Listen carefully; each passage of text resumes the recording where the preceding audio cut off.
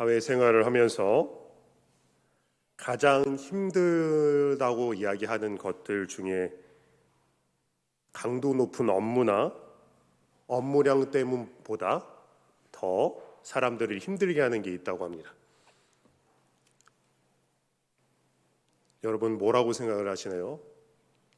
업무량보다 또 강도 높은 업무보다 뭐가 더 사회생활을 하는데 힘들다고 그렇게 생각이 되어지시나요? 적지 않은 사람들이 뽑은 것은 바로 인간관계입니다.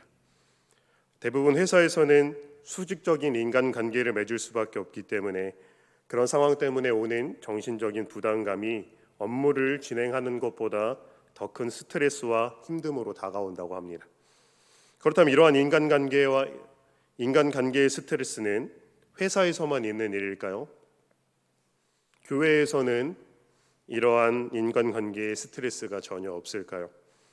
예수 그리스도를 머리로 하는 지체인 교회 공동체 안에서는 스트레스보다는 사랑과 기쁨만이 넘치는 공동체라고 그렇게 말하고 싶은데 실상은 그렇지 않을 때도 많은 것 같아요. 우리가 생각하는 것보다 교회를 떠나는 이유 중에 인간관계를 이유로 들며 누군가에게 실망해서 교회를 떠났다고 하는 이들이 적지 않기 때문입니다. 누군가에게 실망을 했다는 것은 누군가에게 먼저 기대를 했다는 것이 전제 조건이 됩니다. 누군가에게 기대를 했는데 그 기대에 미치지 못하는 상황이 오자 그 사람에게 실망을 하게 되었다는 겁니다.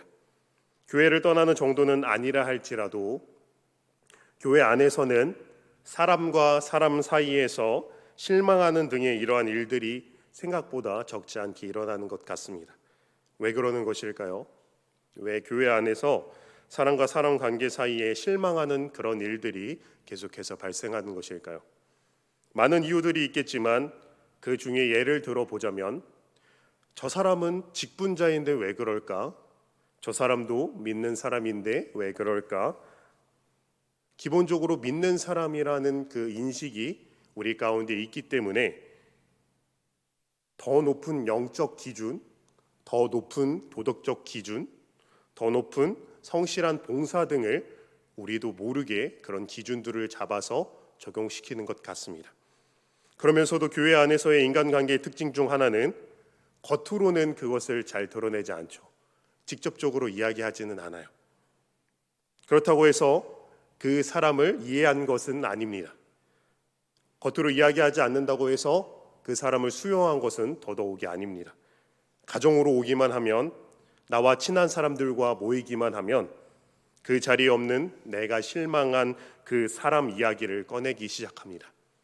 나는 이런 봉사도 하고 저런 봉사도 하는데 누구누구는 하나도 하지 않다더라.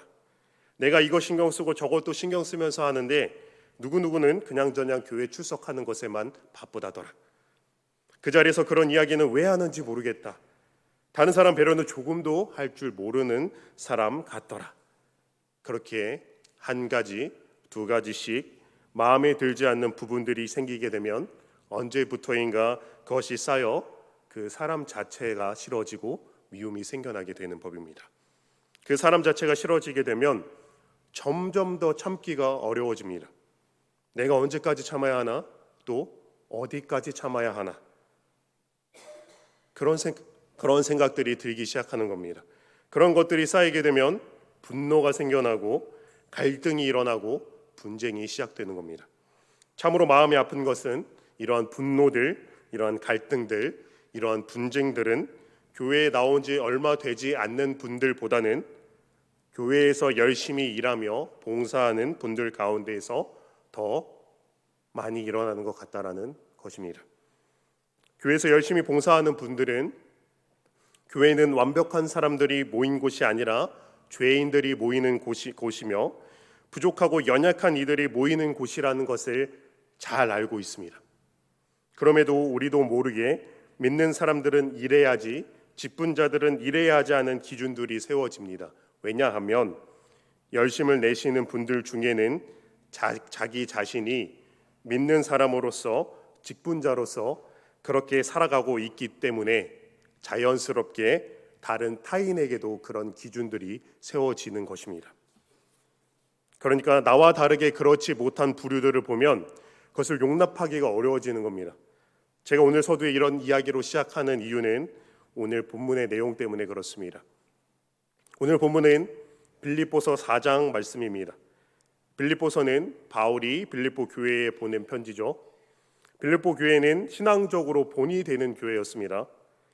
빌립보서의 내용만 보더라도 바울이 빌립보 교회를 기뻐하며 그들을 향한 애정이 깊은 것을 알 수 있습니다.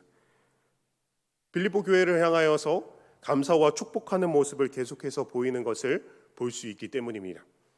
그들은 복음을 전함에 있어서 어려운 상황에 놓인 바울을 위해서 가장 먼저 연보했던 교회였습니다. 그들의 연보는 한 번뿐이 아니었죠. 그러나 그들이 여유가 있어서 바울에게 헌물을 계속해서 보냈던 것은 아니었습니다. 고린도후서 8장을 보게 되면 바울이 그들을 소개하기를 환난의 많은 시련, 극심한 가난 가운데 있음에도 불구하고 넘치는 기쁨과 풍성한 연보를 넘치도록 하게 하였다라고 소개하고 있습니다. 그러니까 그들 또한 환난과 고통과 아픔과 고난 가운데에서도 바울을 위해서 풍성한 연보를 넘치도록 하였다는 겁니다. 본인들도 어렵지만 복음을 전파하는 일에 최전선에 있던 바울을 돕기 위해서 최선을 다한 교회가 빌립보 교회 사람들이었다는 겁니다. 그러기에 바울은 오늘 본문 초반부에서도 아낌없이 그들을 향한 깊은 애정을 보여주고 있습니다. 나의 사랑하고 사모하는 형제들, 나의 기쁨이요 멸류가 아닌 사랑하는 자들아 라고 이야기하고 있습니다. 찬사도 이런 찬사가 없죠. 바울이 얼마나 그들을 기뻐하며 그들에게 깊은 애정을 가지고 있는지를 여실히 보여주고 있습니다. 그런데 이런 빌립보 교회에도 문제가 있었습니다. 2절을 보게 되면 바울이 유오디아와 순두계의 이름을 각각 불러가며 권면하고 있는 모습을 볼 수 있습니다. 정확한 상황은 설명이 되어 있지 않아서 알 수 없지만 앞뒤 문맥의 정황상 유오디아와 순두계 사이에 어떠한 갈등, 어떠한 분쟁, 어떠한 다툼 등이 있는 것으로 보여집니다. 그 근거로 1절에서 3절을 보게 되면 1절 하반부에 이들에게 주 안에 설 것을 이야기하고 있고 2절을 보게 되면 유오디아와 순두계가 주 안에서 같은 마음을 품을 것을 이야기하고 있습니다. 또 3절을 보게 되면 바울이 선택한 단어가 유오디아와 순두계의 현 상황을 비추고 있기도 합니다. 3절에서 바울은 멍에라는 단어를 사용합니다. 멍에가 무엇인지는 저보다 우리 성도님들이 더 잘 아실 것 같습니다. 멍에는 밭을 가는 소에게 지게 하는 것이죠. 2마리의 소에게 혹은 4마리의 소에게 멍에를 씌우고 밭을 갈게 하는 겁니다. 혼자서 밭을 갈게 하는 것이 힘드니까 2마리의 소에게 4마리의 소에게 그 짐을 나눠서 함께 밭을 갈라고 그렇게 하는 것이죠. 만약 멍에를 함께 진 소들이 방향을 다르게 한다면 멍에를 지고 하는 일인 밭을 가는 일은 할 수 없게 됩니다. 그 밭을 가는 일은 거기서 멈춰지게 되는 겁니다. 그러니까 바울이 말하는 멍에를 같이 했다는 것은 한 목적을 가지고 한 방향으로 나아간 동역자임을 이야기하는 겁니다. 바울은 유오디아와 순두계를 언급하며 멍에라는 표현을 쓰고 같은 마음을 품을 것을 이야기합니다. 이러한 표현들을 통해 그들 가운데에 분쟁과 갈등이 있었음을 추측해 볼 수 있을 것 같아요. 바울이 이 두 사람의 이름을 콕 집어서 그들을 언급한 것으로 보아서는 이들은 교회 안에서의 영향력이 적지 않은 인물이었고 이들의 갈등과 다툼 등이 꽤나 오래 지속되었다거나 아니면 그 정도가 심해서 빌립보 교회 안에서도 적지 않은 문제가 되었던 것으로 보여집니다. 3절을 보게 되면 유오디아와 순두계는 바울과 함께 복음에 힘쓰던 여인들이었어요. 그들은 최선을 다해 복음을 전하는 일에 이바지하던 빌립보 교회 안에서도 열심을 내는 사람들이었고 그 안에서 영향력이 있는 사람들이었습니다. 이들이 영향력이 있는 사람들이라고 거듭 언급하는 이유는 빌립보 교회의 첫 시작이 이방 여인 루디아의 집에서 시작되었으며 최초의 성도는 귀신 들렸던 하녀와 빌립보 감옥의 간수와 그 가족들이었기 때문이에요. 즉 소수로 시작되었으며 여인인 루디아의 집에서 시작되었고 바울이 직접 이름을 언급하는 것으로 보아 교회 안에서 이들의 영향력이 적지 않았을 것으로 지레 짐작해 볼 수 있을 것 같아요. 그 영향력 있는 둘 사이에 분쟁과 다툼이 일어났고 있기 때문에 바울은 그것을 반드시 중재했어야만 했습니다. 여러분은 다툼과 분쟁 가운데 있는 사람들을 중재할 때에 어떤 방법을 사용하시나요? 아마도 가장 먼저 하는 일은 서로의 이야기를 듣는 것이 될 것 같아요. 왜냐하면 서로의 입장이 어떠한가를 들어봐야 하기 때문입니다. 서로의 입장을 들어보아야 무슨 일로 싸우게 되었는지, 어떤 부분이 마음에 들지 않았는지, 또 이 상황을 어떻게 개선하고 싶은지 등 그러한 정보들을 들을 수 있기 때문이에요. 또한 이야기를 들음으로써 혹여나 서로 오해한 부분은 없는지 등을 알아볼 수도 있을 것 같습니다. 즉 서로의 이야기를 들어보는 이유는 각각의 사람들의 생각을 듣고 각자를 이해시키고 또 더 나아가서 서로가 서로의 입장이 되어 서로를 이해시키기 위함입니다. 그러나 유대아와 순두계에게 바울이 중재하기 위해서 선택했던 방법은 서로의 입장에 서서 서로를 이해해보라고 시도하거나 권면하는 것이 아니었습니다.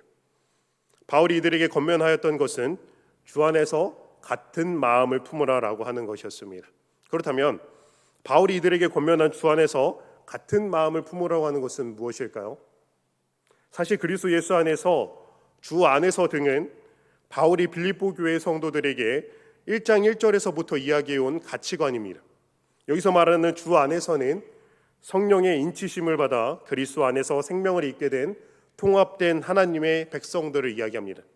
그러니까 예수 그리스도의 십자가 사건, 즉 복음을 받아들여서 거듭난 성도들, 즉 넓은 의미에서는 예수 그리스도를 머리로 하며 그분의 지체인 교회를 말하고 있는 겁니다. 예수 그리스도로 말미암아 거듭난 성도들은 예수 그리스도를 머리로 하는 지체들입니다. 그러니까 바울이 여기서 말하고 있는 것은 지체로서 한 마음을 품으라라는 겁니다. 내 옆에 있는 이 사람을 못마땅하게 여기는 것이 아니라 한 몸이라고 여기며 긍휼히 여기라는 겁니다. 아마도 여기 계신 우리 어르신들 중에서 어디 한 곳이라도 아프지 않고 나는 모든 곳이 멀쩡하고 괜찮다라고 하시는 분들은 없으실 것이라고 생각되어집니다. 어떤 분은 무릎이 아프고 또 어떤 분은 허리가 아프시고 또 어떤 분들은 다리, 손목, 발목 등 정말 아프지 않은 곳이 없이 막 모든 곳이 아프신 분들도 계실 거예요. 여러분이 무릎이 다쳐서 그냥 만병으로 이렇게 아프신 것 말고 어딘가 새롭게 다치셔서 무릎이 다치셔서 그 무릎이 아프게 되면 계단을 올라갈 때나 내려갈 때에 혹시 어떻게 하시나요? 무릎이 다쳐서 아프시면 무릎이 아프던 말던 그냥 올라가거나 내려가시나요? 내 무릎아 더욱더 강하여지거라 하고 아픈 무릎을 더욱더 강하게 밀고 이렇게 올라가시나요? 아니면 무릎이 아프니까 무릎을 보호하기 위해서 손과 팔로 또 다른 발로 다른 다리로 이 아픈 무릎을 지탱하기 위해서 더 고생하면서 그것을 발로 손잡이를 잡고 다른 발에 더 힘을 주어서 그렇게 올라가시나요? 아마도 무릎이 아프니까 손과 팔로 지탱하며 나머지 다치지 않은 다리로 지탱하면서 다친 무릎을 보호하면서 그렇게 내려가거나 그렇게 계단을 올라갈 것입니다. 왜 그렇게 합니까? 왜 다친 무릎이 약하니까 왜 다친 무릎을 그것을 보호합니까? 그 무릎을 최대한 사용하지 않으므로 그 무릎이 회복하는 것을 기다려주는 겁니다. 그 무릎이 회복할 시간을 주는 겁니다. 그 무릎을 다시 살리기 위해서. 이것이 교회 안에서, 가정 안에서, 회사 안에서, 무리 가운데에서 행해야 할 일들이라고 말하고 있는 겁니다. 우리가 무리 안에서 내 마음에 들지 않는 사람, 나와는 맞지 않는 사람, 나와는 결을 달리하는 그 사람을 짓밟고 그 사람을 멸시하고 그 사람을 뒤에서 욕하며 못마땅하게 여기는 것이 아니라 긍휼히 여겨야 한다고 말하는 겁니다. 그 사람을 긍휼히 여김으로 그 사람을 회복하기 위해서 힘써야 하는 것입니다. 바울이 유오디아를 권하고 순두개를 권하며 그들이 예수 그리스도 안에 있는 자들이며 한 몸임을 일깨웠던 이유는 유오디아와 순두개가 서로를 죽이는 행위를 하는 것이 아니라 서로를 살리는 이들이 되기를 바랬기 때문입니다. 그들이 서로를 죽이는 행위를 하는 것이 아니라 새 생명을 얻게 하는 십자가 앞에 다시 서기를 바랬기 때문입니다. 갈등의 때에, 분쟁의 때에, 다툼의 때에 다시 십자가 앞에 서기란 참으로 어렵습니다. 우리가 십자가 앞에 선다는 것은 주님의 사랑을 받은 자로서 주님 앞에 자신을 돌아보는 것이기 때문입니다. 주님 앞에 나 자신을 돌아보게 된다면 우리는 반드시 상대방의 티끌보다 나의 들보를 보게 되어 있습니다. 그럴 때 우리는 그러면 진다고 생각하지는 않습니까? 그러면 내 자존심이 무너진다고 생각하지는 않습니까? 그렇기 때문에 본능적으로 나를 방어하기 위해서 행동하기 시작하지는 않습니까? 불만이 미움이 되고 그 미움이 갈등이 되고 그 갈등이 분쟁과 다툼이 될 때면 우리는 서로를 공격하기 시작합니다. 평소에 생각했던 불만들을 다 쏟아내고 상처가 될 말들도 서슴지 않고 해버리고 맙니다. 상대방의 단점들을 찾아내려고 노력하고 어떻게든 그 사람을 깎아내리려고 시도하기도 합니다. 그리고 다른 사람들에게도 그 사람의 연약한 부분과 단점 등을 이야기하며 공감을 얻고자 합니다. 그렇게 하는 이유는 내가 이 사람을 이렇게 보는 게 잘못하는 게 아니야. 이 사람은 나뿐만이 아니라 다 싫어해. 내가 이상한 게 아니라 이 사람이 누구나 싫어하는 짓을 하는 사람이기 때문이야. 그렇게 여기며 나의 정당성을 필력하기 위함이지는 않았습니까? 다른 이와 다툼이 생길 때면 그 사람을 받아들이고 그 사람을 긍휼히 여김으로 다시 일어날 때까지 기다려주고 보듬어주는 그 일이 그 사람을 싫어하고 미워했던 나를 부정하는 일인 것만 같아서 어떻게든 상대방을 짓누르고 나의 들보는 인정하고 싶지 않아서 어떻게든 그것을 밀고 가는 것이 우리의 연약함이지는 않습니까? 나는 틀리지 않았어. 나는 잘못되지 않았어. 나는 잘하고 있어 하는 이러한 말과 생각들이 우리를 주님 안에서 한 마음을 품지 못하게 하고 무너지게 하는 말과 생각임을 우리는 잊지 않아야 하는 것입니다. 누군가의 행동과 말이 거슬릴 때에 그 거슬림이 불만이 되고 미움이 되어지기 시작한다면 우리는 그 불만과 미움을 과감히 멈출 수 있어야 합니다. 불만과 미움이 우리를 뒤덮으려 할 때에 우리는 하나님 앞에 다시 서야 할 것입니다. 십자가 앞에 다시 서야 할 것입니다. 우리의 이러한 모습을 하나님께서 보신다면 우리를 어떻게 생각하실지, 우리를 어떻게 바라보실지를 생각해 보아야 할 것입니다. 우리는 하나님 앞에 1만 달란트 빚진 자들입니다. 우리가 진 그 빚을, 우리는 도저히 감당할 수 없는 그 빚을 오로지 하나님의 은혜로, 주님의 사랑으로, 예수 그리스도의 십자가 피 흘리심으로 탕감해 주셨습니다. 우리 옆에 100달란트 빚진 자가 있습니까? 우리 옆에 100달란트 빚진 자가 있다면 그들의 100달란트를 바라보는 것이 아니라 나의 1만 달란트를 바라볼 수 있어야 하지 않겠습니까? 내 옆에 나에게 100달란트 빚지고 있는 이 사람에게 초점을 맞추는 것이 아니라 하나님께 1만 달란트 빚진 나의 모습을 돌아보아야 하는 것 아니겠습니까? 하나님의 긍휼하심으로, 하나님의 은혜로 말미암아 그 빚을 탕감받은 나의 모습을 들여볼 때면 옆에 있는 이 사람을 그저 미운 사람으로, 그저 싫은 사람으로만 바라볼 수 없을 것입니다. 옆에 이 사람은 나와 같이 불쌍한 사람이다. 이 사람은 나와 같은 처지에 있는 사람이다. 옆에 이 사람은 나와 같이 하나님의 사랑과 은혜가 필요한 사람이다. 하나님께서 끝까지 나를 사랑하시고 나를 기다리셨듯 나 또한 이 사람을 사랑하고 기다릴 수 있어야 하겠다 하는 그 마음이 우리 가운데 있어야 하지 않겠습니까? 이것이 주 안에서 한 마음을 품는 것 아니겠습니까? 내 옆에 나에게 100달란트 빚진 자가 있다면 내 마음을 불편하게 하고 힘들게 하고 밉게 하는 그 사람을 짓밟고 빼앗으라고 내 옆에 있는 것이 아니라 긍휼히 여기고 회복할 수 있게끔 함께 해주라고 우리 옆에 하나님께서 보내신 우리의 지체는 아니겠습니까? 바울은 오늘 본문의 마지막에 내게 배우고 받고 듣고 본 바를 행하라 말하고 있습니다. 그리하면 평강의 하나님이 너희와 함께 하실 것이라 말합니다. 빌립보 교회가 바울에게 배우고 받고 듣고 본 바가 무엇입니까? 바로 복음입니다. 예수 그리스도의 사랑입니다. 영원히 죽은 자에게 새 생명을 주신 은혜입니다. 예수 그리스도의 사랑을 우리 또한 행할 때에 평강의 하나님이 함께 하실 것이라 말씀하십니다. 이것은 거짓된 평강이 아닙니다. 일시적인 평화는 더더욱이 아닙니다. 왜냐하면 하나님께서 주시는 평강은 하나님과 함께함으로 오는 변하지 않는 평강이기 때문입니다. 사랑하는 여러분, 여러분에게 복음은 무엇인가요? 여러분이 복음을 받아들이고 어떠한 것이 바뀌었나요? 복음이 여러분에게 어떠한 영향을 미치고 있나요? 복음이 여러분으로 하여금 여러분의 이웃을 사랑하게 하고 있나요? 복음이 내 이웃을 긍휼히 여기며 내 이웃을 살리게 하고 있나요?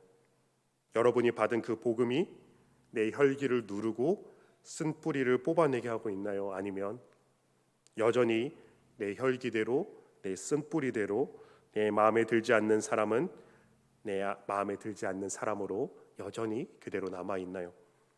만약 여전히 내 쓴 뿌리대로 혈기대로 그 하고 싶은 마음이 꺾이지 않는다면 이 시간 하나님 앞에 기도의 자리로 나아갈 수 있기를 소망합니다. 예수 그리스도를 통하여 받은 그 은혜로 말미암아 그 사랑 때문에 우리 또한 사랑할 수 있고, 그 사랑 때문에 우리 또한 긍휼히 여길 수 있고, 그 사랑 때문에 우리 또한 희생할 수 있고, 그 사랑 때문에 우리 또한 넘어진 자를 일으켜 세움으로 진정으로 하나님의 평강을 경험할 수 있는 저와 여러분이 되기를 진심으로 소망합니다.